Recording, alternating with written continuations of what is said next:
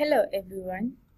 I am now going to show you how to access the databases that the library subscribes to. So under search at the top, you will see that the fourth link there says databases. You click on it.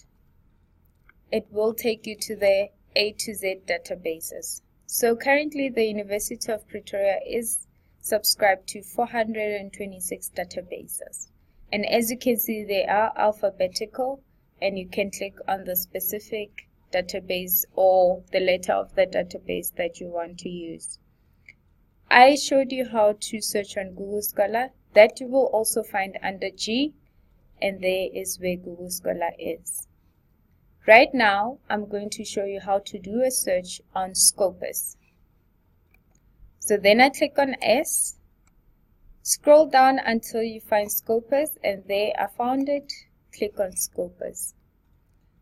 So what is Scopus? Scopus basically is a bibliographic database that links you to scholarly information. So anything that has been peer reviewed and is scholarly, you will find on Scopus.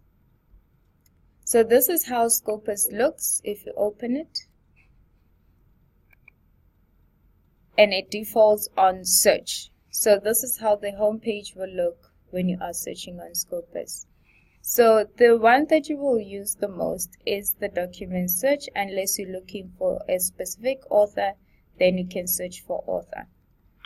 So Scopus helps you to evaluate, not really evaluate, but to limit your search to relevant information. So if you put in your keywords, you can see here it will search for the keywords in the article title, in the abstract, and in the keywords. Authors usually assign keywords to their articles to make it easy for people to discover their research. So let's say I based my article on engineering practices, for instance. Engineering practices may be one of the keywords that are assigned to it, because I know that if a user is doing research in that specific area, they may use that as a keyword. The abstract basically gives you a snippet of the most important information in the article. That's what draws the reader most of the time. So if I'm looking for information, I usually look at the abstract, and that's where you will find the key findings and what the researcher did, and also the keywords. The article title may be important in some instances, but please do not just look at the article title and deem the information to be relevant to your search. So you do need to read, you do need to evaluate the information for yourself. So I am going to search for engineering practices again.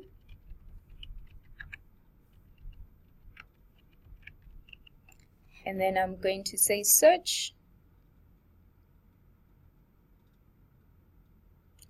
And as you can see, it's an overwhelming number of results. It's over 100,000 results.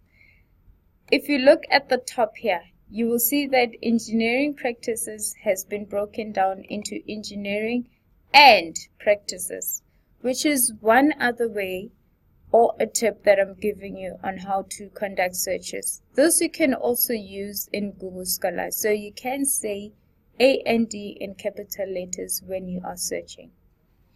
So as you can see, there is also filters like with the library page and on Google Scholar. And if you want to specify specific years, you're more than welcome to do that. If you want specific subject areas, you can do that also. If you want just articles or just conferences or book reviews or book chapters, you can actually select what you are looking for here, and then it will limit it to that.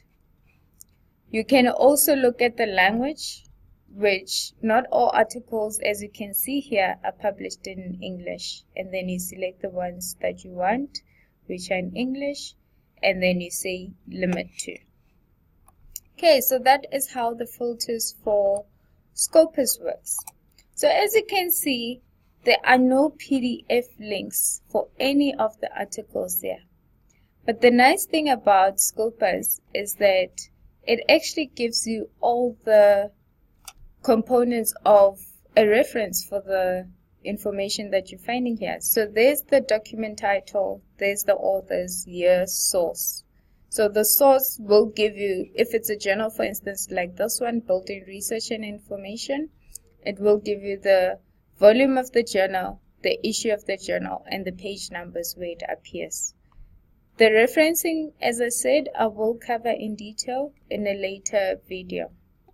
And if you want to look at the abstract, as I said, abstracts are very important in determining if the information is actually useful to you. So you can go read and see if it's related to the engineering practices that are searched for. And if it is, you can then say view at publisher.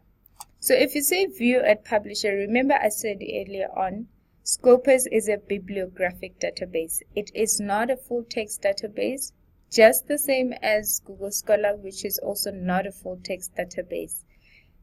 It links you to the resources. So Google Scholar gives you a link to the article that appears in a specific database. As you saw, when I clicked on PDF, it took me to the database.